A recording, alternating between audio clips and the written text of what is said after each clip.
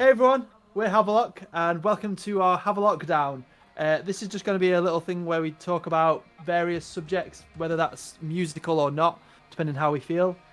This first one is we're just going to be talking about our main influences and how they influenced us and why they influenced us. Hey everyone, hello to the rest of Havelocke. Hey. Hey guys, you alright? How is everyone? Yeah, good. We are going to be talking about, like I said, the main influences for Havelocke. If you go, we are going to post a playlist to go with this, which you can find in the comments below. This is just a playlist of the songs that we're going to mention and the bands that we're going to mention, basically.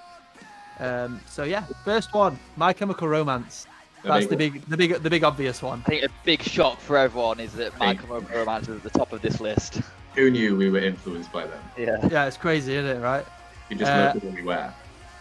Yeah, I think I mean, how many bands that class themselves as sort of emo-ish aren't influenced by My Chem? They just did things that nobody else did, and everything that everyone else did, they just did better. Yeah. I haven't even been listening to them for that long. Like, I wasn't in the original hype when they were like massive, but even now, like, I feel like I write stuff and I'm like, this sounds like My Chem. Like, I write stuff that sounds like My Chem because they've just had an influence on me since I have started listening to them. It's the same with me. Like, I was never a massive My Chem fan when I was like really younger. Like, I know, like, Hope, you've loved them since you were like 2, but they've definitely been a band that's influenced me like later in life. I think really I like My Chem because of mainly you, Hope, and you guys as well. Yeah. But like you've got like video, like we'll talk about the YouTube cover that you did when you were like 12 or whatever. I might or might not link it on here, depends how brave I'm feeling. Do it. It's got it had like 32,000 views. It was really terrible, but it was back when phone cameras first existed, so it's got about 4 pixels. I'm one of them, and my really garishly pink room is the other 3. And I remember Owen adamantly being like, I don't like My Chemical Romance.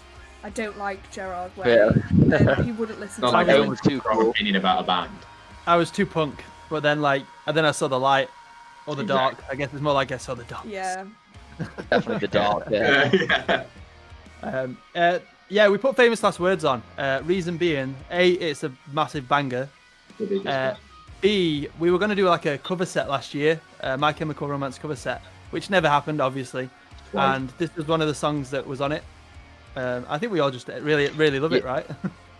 It is. Yeah, I didn't know that song really before we started practicing for this cover set, and now it's like one of my favorite songs. Like, it's so good. Like, the second verse as it comes in, it's so epic. Like, it's so good. The whole song's pretty epic. It's just like, Yeah. I mean, vocally. Yeah, definitely. Well, vocally you've got a lot of work to do, but everything else you've got a lot of work to do as well. Like soloing and just try and emulate what people when they write it.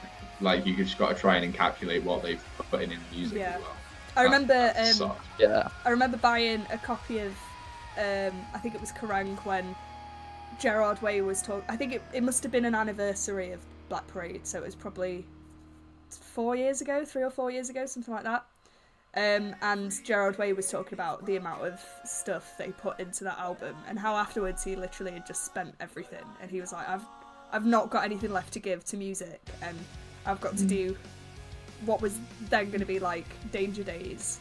And I still really like Danger Days, but you could tell that whatever they had was left in Black Parade, and they didn't take it with them. To the next I feel album. like that happens a lot with bands when they spend so long developing an album, and then they've got like the record label will want another like how many albums over the next few years, and it's just so hard to keep that momentum going and to keep the quality up.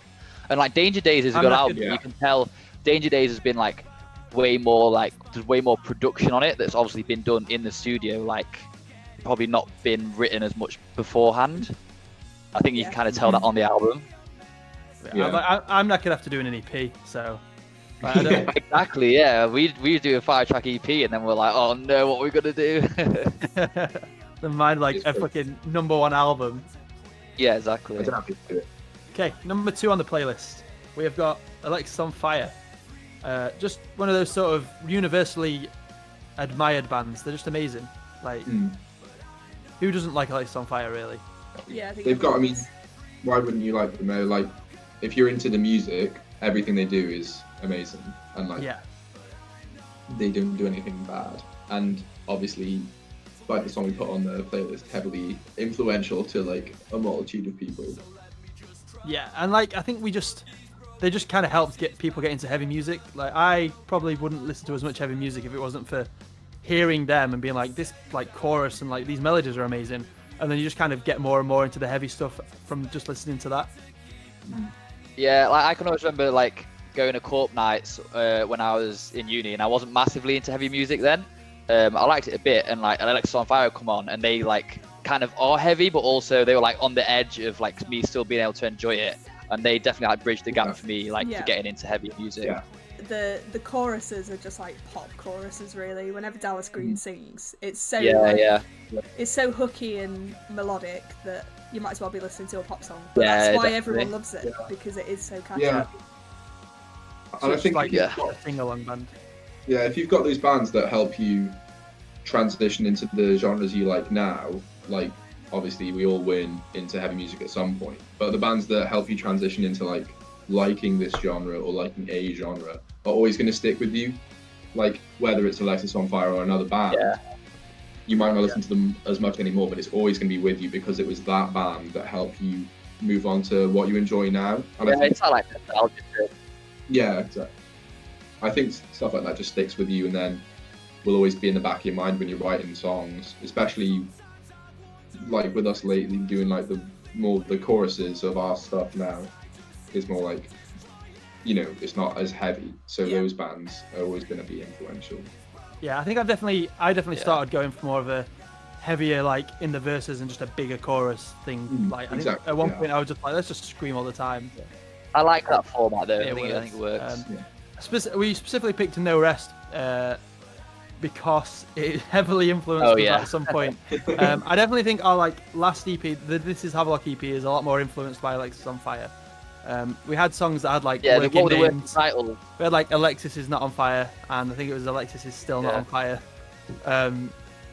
Which ended up, I think it was God and Faceless in the end, which they do kind of have those vibes.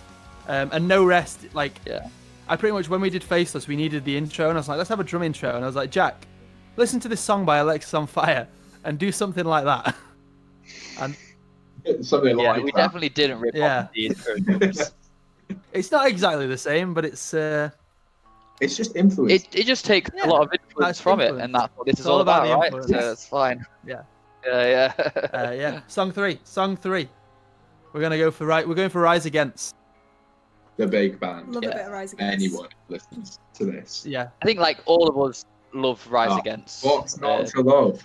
Yeah, we all love Rise Against. I've seen them a few times, and yeah, they're great. Never seen them live. I've never seen them live either. Of all the bands I really like that I would like to see live, but I haven't, I think it is Rise Against.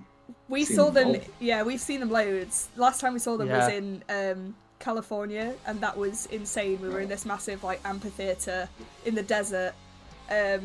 And it was fucking amazing. It was ridiculous. Like you could see the sun setting as the bands were playing because it was sort of like behind us, but the light shifted in a really cool way. Yeah, it was. Well, they're one of those bands, especially live as well. Like they don't sound amazing. Like I don't think they're the best live sound band, but like when you watch them, they're just like running about everywhere, and it's just like that's what I want to see. And that's kind of like I kind of. I think that matters more. Like. Yeah, I don't go to see a band just to listen to it. If it's a band like that, I don't go to just listen. I want to see them going mental. I want the crowd to go mental, and I want to go mental. Yeah. We have a lot of songs where we've kind of listened back and thought this sounds like Rise Against. I don't think I'd ever intended to, but like I listen, I'm like, yeah, that's Rise Against. It just happens, doesn't it? Yeah. Even like picking a song from the playlist was a nightmare because you just flick through and like, damn, all of these are really good examples. Yeah. The thing I like about Rise Against is that we all have really specific times when we can remember that we first listened to them, which is quite unique. I don't think there's any other bands that we can say. Yeah, for sure. For me, it was on Guitar Hero. They put Savior out, and then on YouTube, I went on the music video.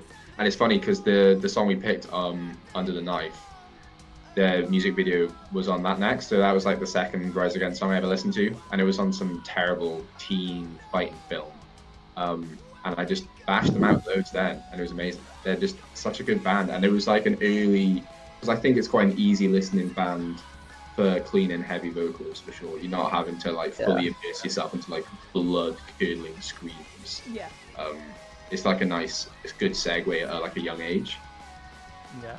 Yeah, definitely. It's funny because the first time I listened to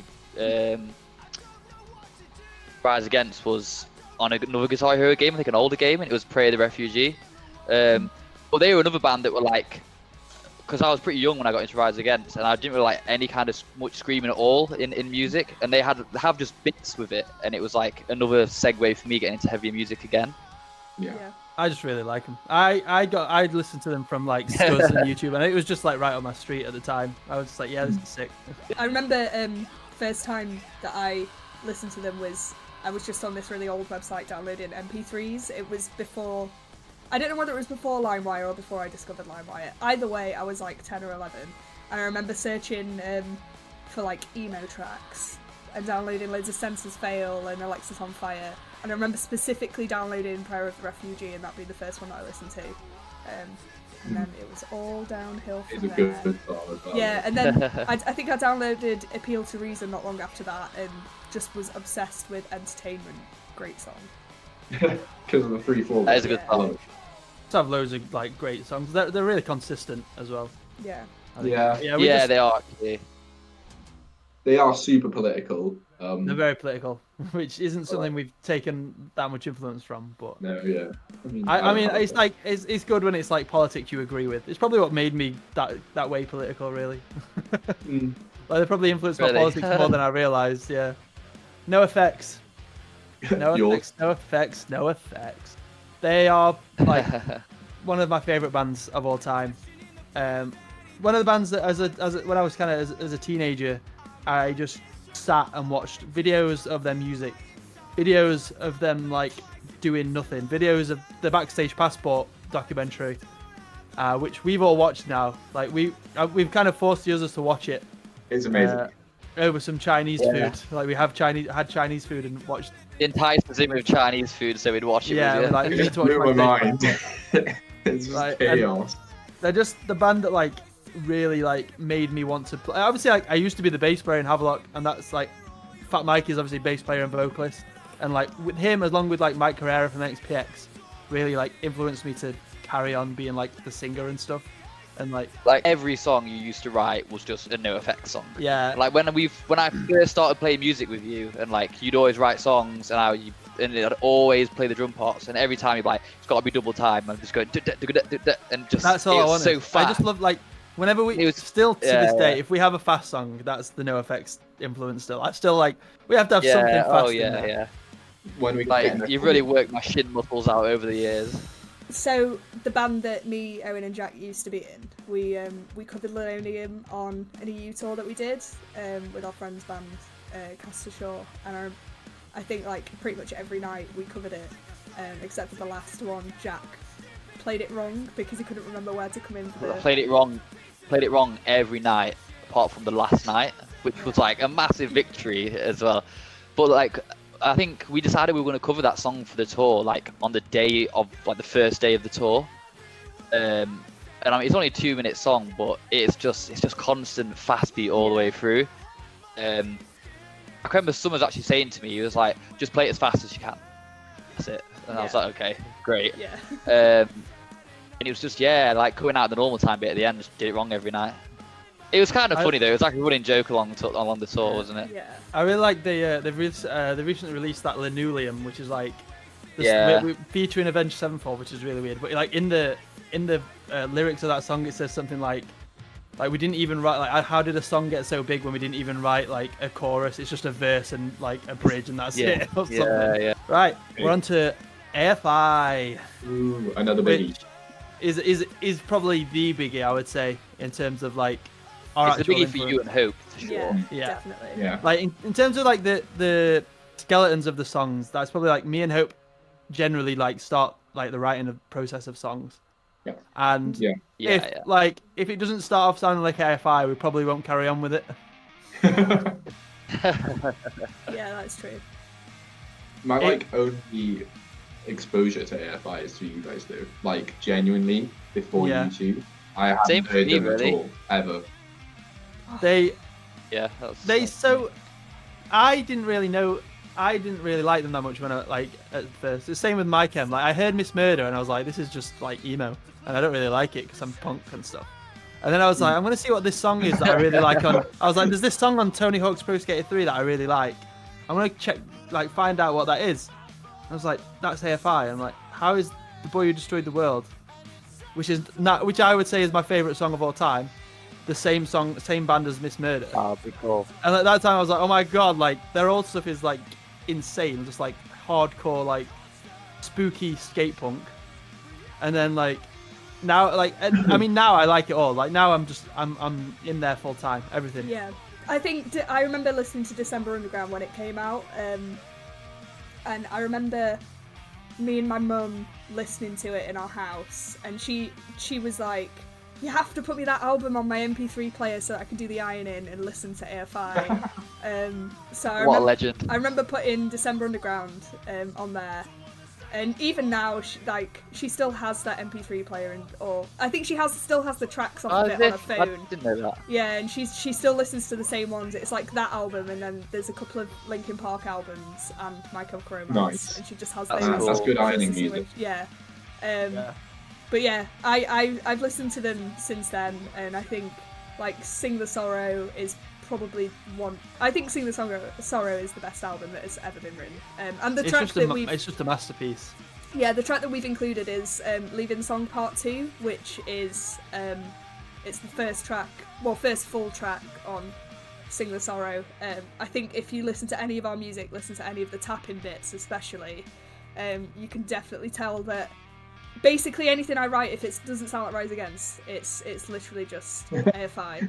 Yeah, so I'd not really listened to this song ever before we put it on the playlist. I think the first time I heard it was like a week or two ago, when we were making this playlist, and I listened through to the song, and like the tapping part, I was like, this is just a Havelocke song. Like I've heard stuff like this so many times coming out of Hope's guitar. But yeah, it sounds sick though. It's a good song. I think also the more and more we kind of release music and make music, and I do vocals for music, the more and more I find myself just like doing like Davey Havochisms. Like I just try more and more to just like sound like him every time. Like, you'll hear a little bit, so I'm like, oh, I'm like, yeah, let's just do that. There's a little or something stupid, like little flares that he has, just like so infectious when he does stuff like that. And like it just like I don't know what it is about him, but yeah, he's just. It's good that it gives the vocal parts more like character. Yeah, there's so many bits where I'm like, I just tried to be David Havoc for that bit. That's what I wanted. But he's just such a good vocalist, and also they're just really good musicians. Like the songwriting and obviously like the guitar lines are just. I hope obviously has just taken that on quite a lot. Yeah, I think we had a couple of bands where I was the only guitarist, and I remember I always just wanted to, everything I wanted to do, it had to be like the guitarist out of AFI, because he's the only guitarist they have, and live he'll just fill out the entire sound. They'll have like backing tracks and stuff, but he's the only person playing guitar. And I used to just be like, that is I didn't know they only have one guitar. I didn't know that either. Yeah, just one guitarist, but they have like so much. I assumed. But yeah, I also I think like similar to Rise Against, like when you see them live, it's just another level. Like they're not the cleanest playing. Like, they don't play the cleanest, but like they're just AFI and probably more so. It's just like crazy how much even now, like they're getting kind of old and they're still just like running around on stage like mental. Yeah. When we went to go see Rise Against in California, AFI were playing that as well, and that was pretty much the only. Well, we were originally like we need to go see AFI, and there is no like qualms about this. We've got to go. They only happened to do a tour of the UK with Deftones, so then we were like, that's it. We've got to go and see them in America. There's no other choice that we have here. They're playing with Rise Against, so we can't not go. And Anti-Flag were opening as well. It was sick. It was a sick gig. Who was opening, sorry? That is a stacked bill. Anti-Flag. Oh, really? Yeah, it was unreal. And like, but like the setlist AFI played was just everything I needed. That's like, we'll go down. That is the best gig I've ever been to in my life. Yeah. And they were only supporting. They played like half an hour, and it was amazing. Wait, Rise Against were headlining? Yeah. Damn. But yeah, it was insane. Thanks for tuning into the first Havelockedown episode. We hope you all enjoyed it. We actually went on for a bit longer than we intended, so we split this one into two. If you subscribe to us on YouTube, we'll be posting that one very soon. So keep an eye out and hit that subscribe button. Cheers for tuning in again. See you later.